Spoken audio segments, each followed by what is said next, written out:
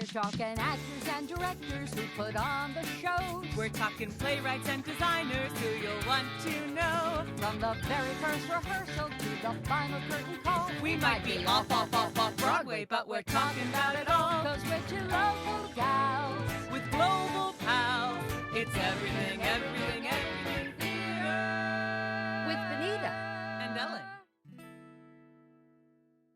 Hello, everybody, and welcome to the Everything Theater podcast, the podcast where we talk about Everything Theater. Hi there, I'm Benita Zahn. And I'm Ellen Cribbs. Great to see you all today. Yeah, we've got 2023, our season off and running. And Ellen, you know, Justin Friello wrote our theme song and we love it. But I'm wondering if we need to hit him up to write a new one. You think? I don't know. And then maybe we can get our next guest to chime in with us. Well, because yeah. she is a songbird performer. She's done it all. We've got Jessica Vosk with us. Hi, Jessica. Well, hello, ladies. It is a pleasure.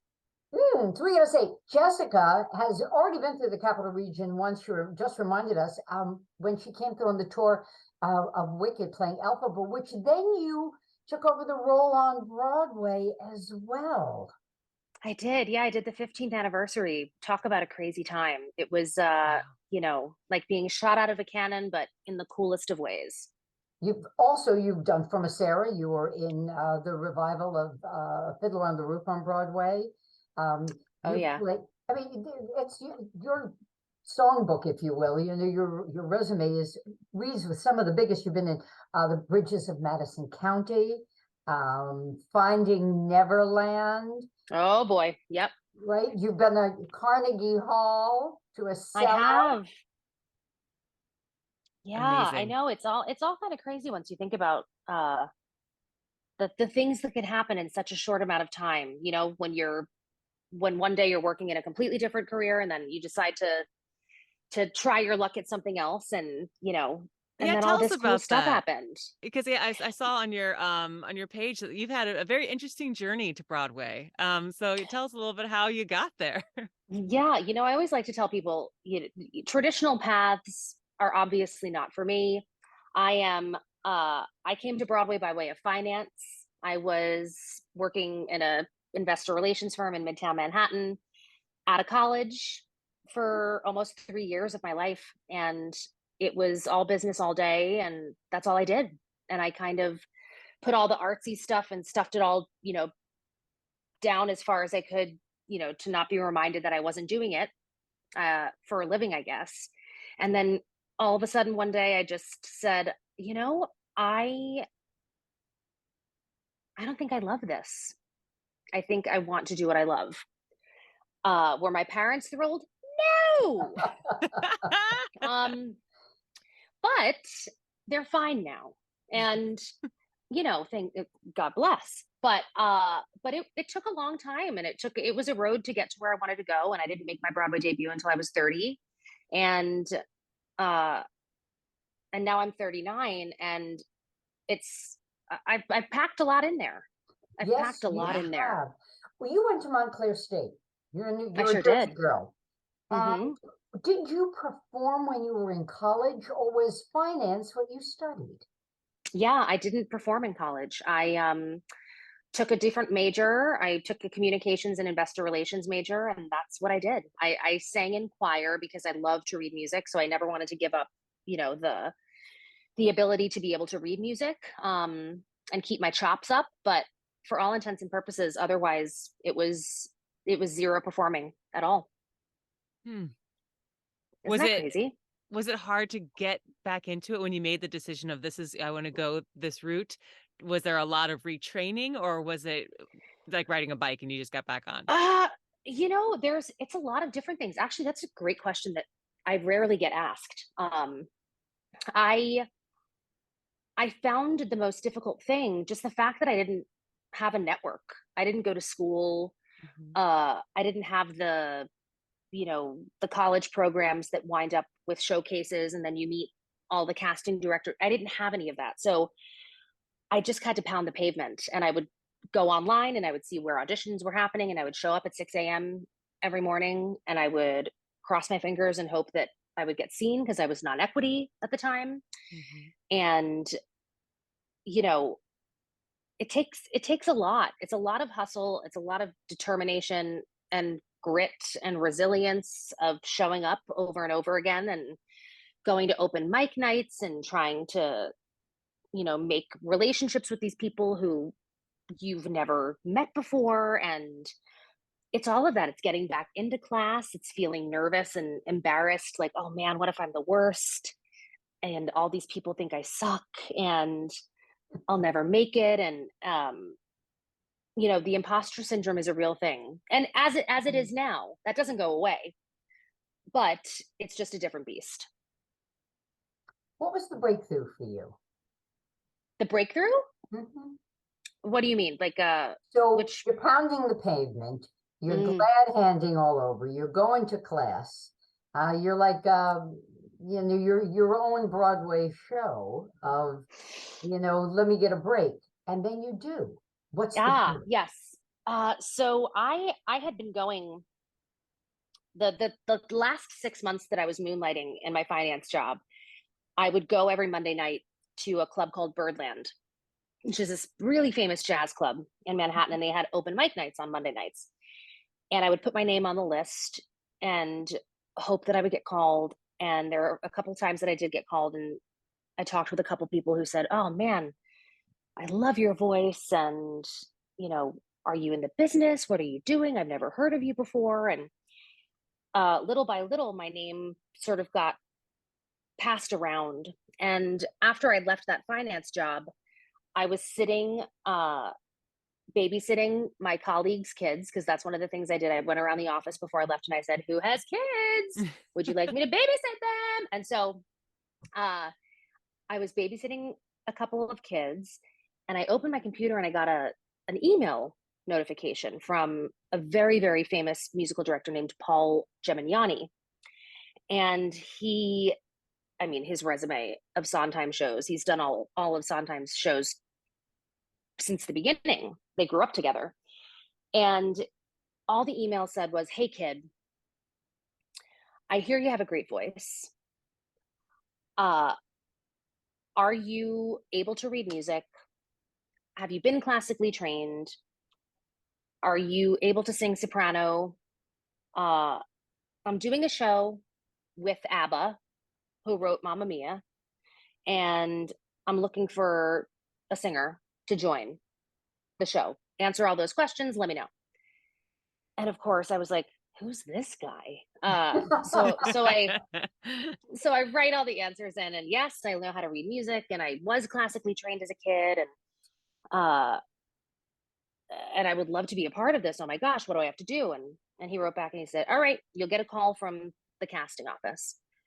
And so I thought, oh crap, I haven't auditioned like as an appointment. I'm so nervous. I'm shaking already. And the casting office called and they gave me all the details. They said, it's a show by ABBA. And it's playing one night only at Carnegie Hall. And this is what it is. And what do you think? And I said, okay, when's the audition? They said, no, this is an offer. And that was the moment when I thought, okay, I'm doing something right in the universe, is saying, I'm going to throw you a bone here. And, you know, I always say to people these days, luck is a big thing when it comes to this business, right? And you get lucky. It's walking into a room and somebody sees you and you get really lucky and a door opens, but at the same time, you have to be ready to walk through it. Right. And that was what that was. It was sort of throwing me into the big fish and with no swimmies and saying, you know, let's see how this kid does. And it changed my life. And you hit the high C, and the rest is history. I hit it, and I no longer can. But now, now I mix and belt, and that's okay. But at least this was my it was the way into the room, and it was the coolest experience, just because it was so unexpected. Mm. Clearly you have a very robust Broadway resume, but you still hit the road. So does the effort to stay relevant, current, out there, does it ever stop, Jessica? You know, that's also a great question. I feel like it probably depends on who you talk to, but I don't think it ever stops for us. I think, especially right now, you know, we've had these 3 wonky years of a pandemic, which, you know, once things start coming back, it's hard to even believe that we had those 3 years. Yet, you know, we're not fully back yet, and we're still finding our sea legs. And so, you know, I remember I closed Wicked on Broadway in the middle of 2019, and I went directly into another show for the rest of 2019 called Becoming Nancy. And and I remember being with Jerry Mitchell at the top of 2020, workshopping this show to go to Broadway, and the pandemic hit. And it sort of, for me, went like closing Wicked, closing this other show, COVID. And now we're on the other side of it, but still finding our sea legs. And within that pandemic time, the luck I had was that I was still able to play Carnegie Hall in my solo debut, which led to this tour that I get to do. And it I have those moments where I feel like, oh man, I really want to be in a show right now. And I miss the grind. I miss the 8 show a week grind, or being in a rehearsal room and putting a show together. I recently just did a new show by Pentatonics. They're writing a musical. Wow. And it reminded me just like, oh, that feeling of being in the room and getting to do that, which is, it's just a different thing than doing concert work. The concert work is so cool for me because I get to either come back to cities, you know, like Saratoga and Schenectady that I've played before in the capacity with Wicked, but now I get to come back as me, and or other cities who have no idea who I am, and get to introduce myself a little bit. So it's still scary, but you're right. There's this like, you know, I gotta still stay out there, somehow. You're going to be in town on 2/18 at the Yes, I Universal am. Preservation Hall.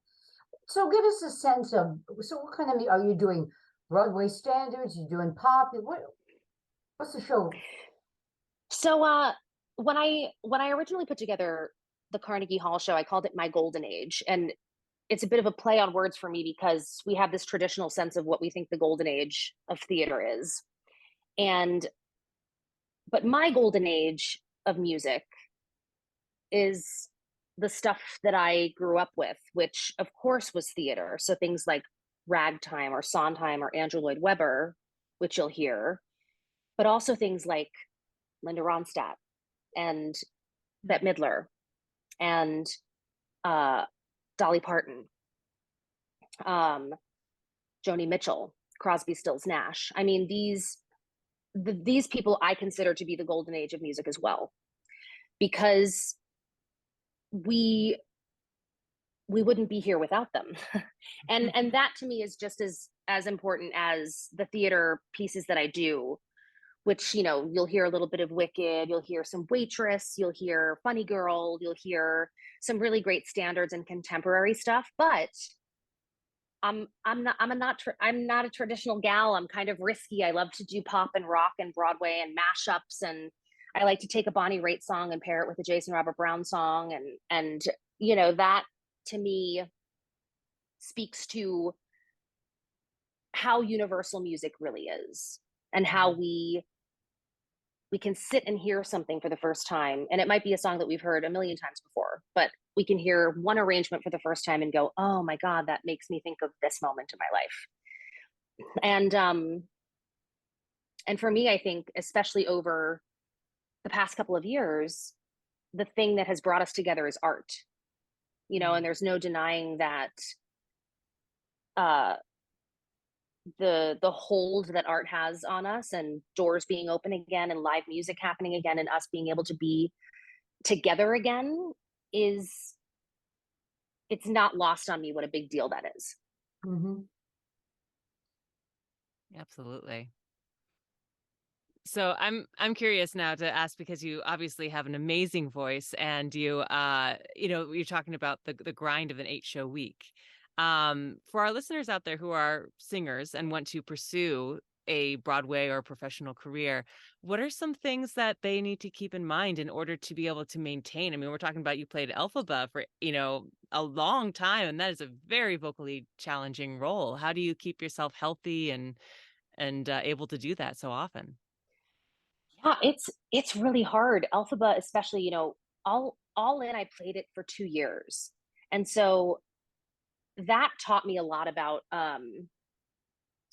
what to do with my voice, especially on tour. So you're going from climate to climate, you're going from like 40 degrees in DC to 80 degrees in Florida. And, for me, I dug into the fact that I had to treat the role like I was a nun outside of the role. I was quiet. I, I drank room temperature to warm water all the time. If it was super dry, I'd have Pedialyte as my little secret weapon. Mhm. There's a lot of like pastilles that we love, and a lot of rest. I mean, it's as much about your body as it is your voice, and sort of the training that you do to keep yourself as agile as possible so that you can sustain 8 shows a week. And Mhm. everyone's different, and it's going to affect everybody differently. But people always ask about vocal technique, and I'm crazy about vocal technique, and I always warm up for Elphaba. When I was playing Elphaba, I would always warm up with Glinda's top of the show, which was that coloratura soprano part of the show, because that's how I'd know if I'd be able to hit the notes, is if I had that top Right. range. So But you so insist, I it's mean, just listening to you, you really use your voice well. oh, You thanks. know, I can hear it, having struggled at one time, after doing a summer of Kiss Me Kate Ooh, outside, the opening number. ooh. Yeah, I have had me a little problem for a while. But you can just hear how your sound comes up into your cavity and then comes out. So just the way it should, so beautifully. And, making sure that's where it stays, as you said, living like a nun. Otherwise, Yeah, I mean, you'll find that I remember asking one of my vocal doctors once. I said, what is it that really taxes the voice more than anything? And I said, because I said, I'm doing this show 8 times a week, and I don't want to hurt myself. And they said, what will affect you more is how you speak. Mm. mhm, yeah.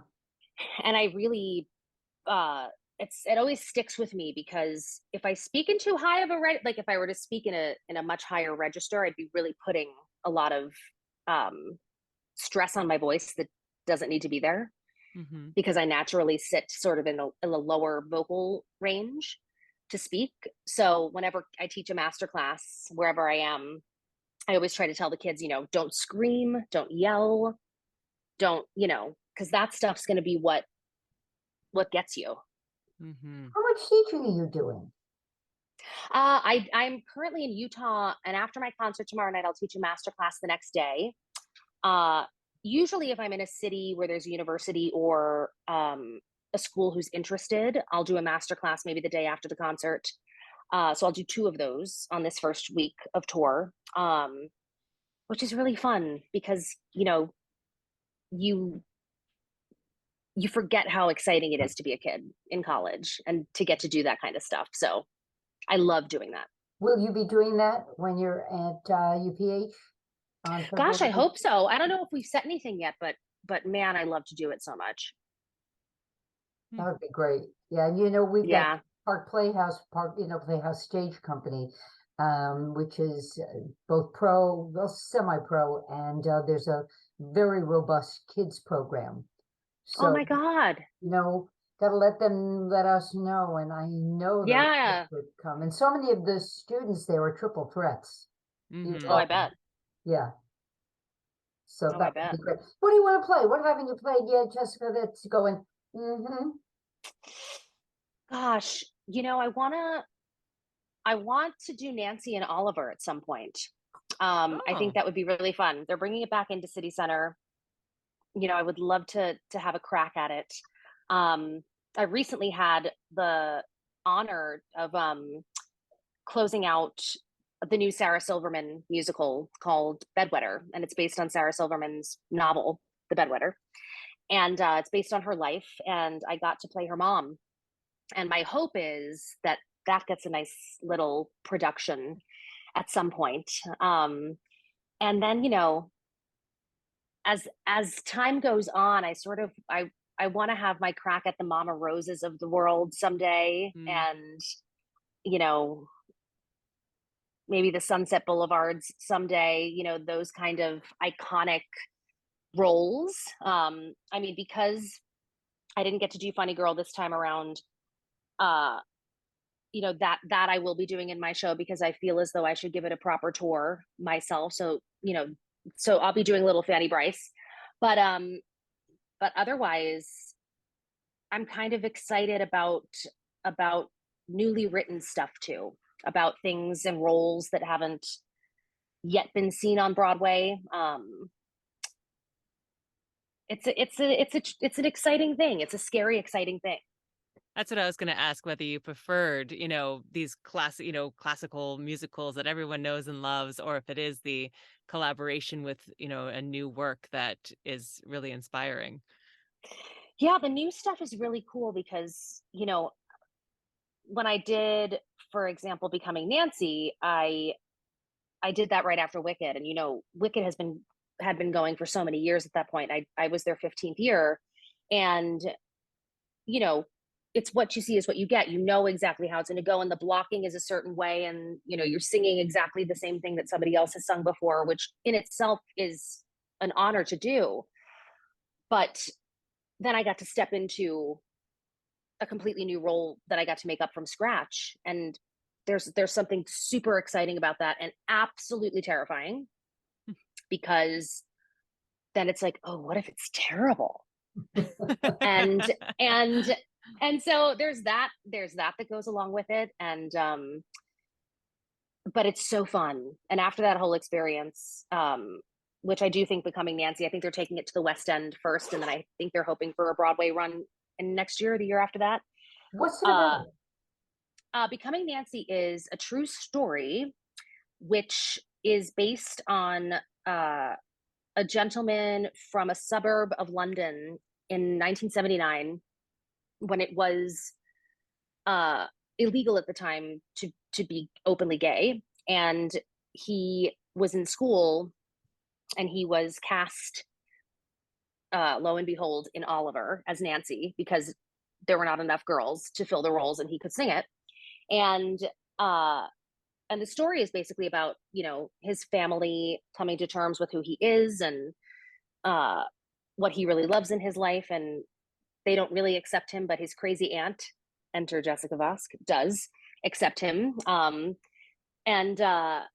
it kind of follows his life, and it's this incredibly heartbreaking story based on someone's real life that we got to tell and put together. And he sort of, as a kid, he has his rock and roll idols being Sting and Debbie Harry and Kate Bush, and so I played Kate Bush. We come to life as these characters, and then subsequently also play his mom, dad, and his aunt. So it was such a cool thing to put together, just completely original stuff. And who knows, you never know where it's going to go. And if you talk to Lin-Manuel about how long it took to get Hamilton on Broadway, you sit there and go, wow, that took 12 years.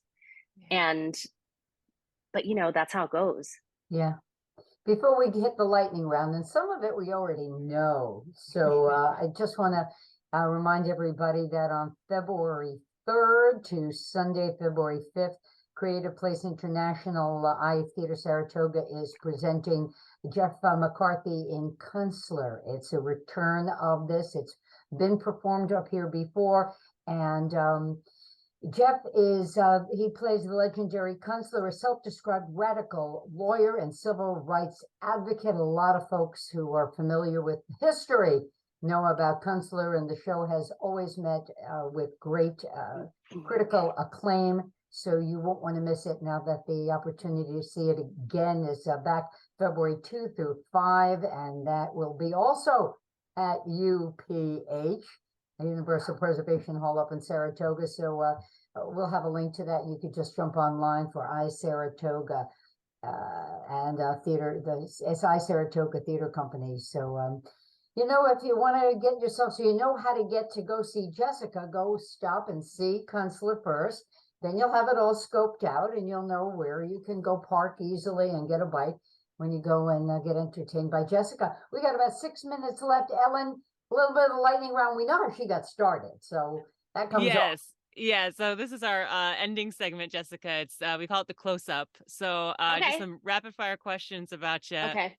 You ready for your close-up? Sure am. What was the moment in your life where you just said, I have to do theater?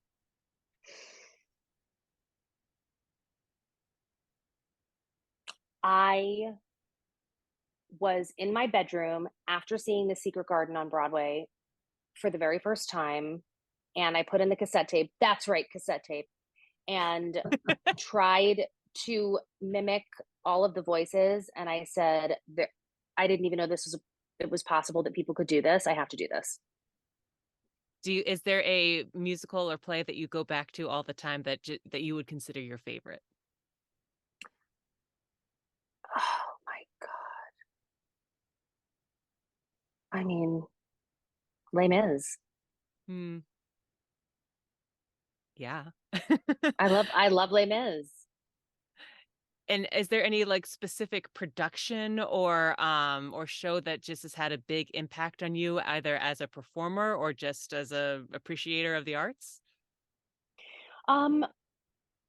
I will say that as a performer, when I got to do the revival of Fiddler on the Roof, it was a masterclass for me in acting, because I got to take a lot of the time to play Golda when Jessica Hecht, who was our incredible Golda, she had a lot of time off to either film or be on vacation, and I took over and got to play opposite Danny Burstein for a while. And that kind of was an acting class that I never thought I would get, in simplicity and what it is to listen and to really understand how simple theater can be in a 1,300 person house, and how small it can be, and yet just as impactful.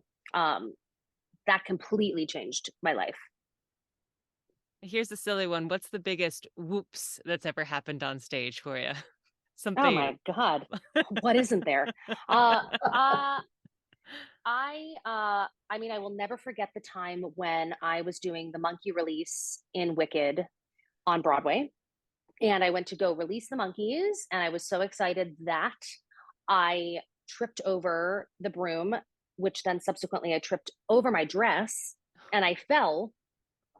And rather than make a big scene and get up because I was laughing so hard and the conductor was laughing so hard, I just released all the monkeys from the ground. I just laid on the ground. Yep. Yep. And somebody's going, I don't think it happened like that the last time we saw the show. Yeah, they're like, why is she's just down there? Yeah. If you had one piece of advice to pass on to our young listeners who want to pursue a Broadway career, what would you say? I would say to please be yourself. That we are in a world right now where it's so easy to see something on our lovely little phones or any device and think that we are not good enough, or that we don't have anything to bring to the table that's authentic and sincere. And my hope is that any young person listening to this can realize that you are exactly where you're supposed to be, and you are exactly who you are supposed to be. And when times get tough, and they will forever, just go back to living in your truth of who you are, because that's what's going to get you where you want to go. It's the thing that will get you booked. It's the thing that will keep you booked. It's the friendships that you make. It's the networking that you do. Just be who you are, because who you are is enough. I love that. That's And last little thing, you have a podcast of your own, correct? Well, since apparently I don't know how to sleep, I over the lovely, well, I call the pandemic the Coco Roro. So over the Coco Roro, a fellow performer and double Tony Award nominee Jennifer Simard and myself, being the true crime fanatics that we are, we created a true crime podcast called Killing It on Broadway. And we interviewed our first guest was Kristen Chenoweth, but we interviewed a lot of celebrity pals about true crimes that happened in their hometowns, and it was such a blast. But I will say, and the two of you know this, man, it was a lot of work. Yeah. Mhm. So kudos, because I get it. Well- and we are thrilled to have you and have Yes. gotten Oh, thank you. really, Thank you. Jessica. Once again, Jessica will be at Universal Preservation Hall in Saratoga on the 18th of February. Buy your tickets now, because it's a show you won't want to miss. Oh, thank you. Yay. Thank I you. can't wait to see you guys. Absolutely. We're so looking forward to it. And for our listeners, thank you so much. We'll catch you next week. I'm Ellen Cribbs. And I'm Vanita Zahn. Enjoy.